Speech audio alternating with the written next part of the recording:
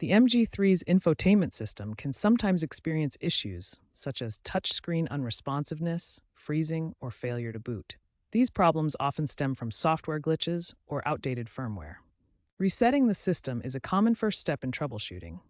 There are three main types of resets.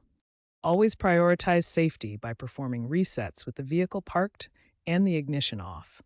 For complex issues, it's best to consult an MG dealer to avoid voiding your warranty. Start with a soft reboot for minor issues like an app crash. Press the power button briefly to restart the system quickly.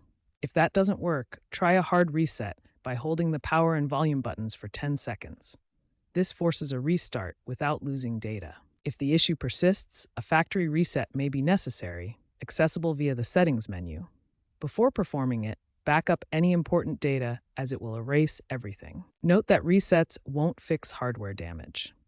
If your touchscreen is cracked, you'll need professional repair. If your screen is dirty, that could impact responsiveness, so clean it gently with a microfiber cloth.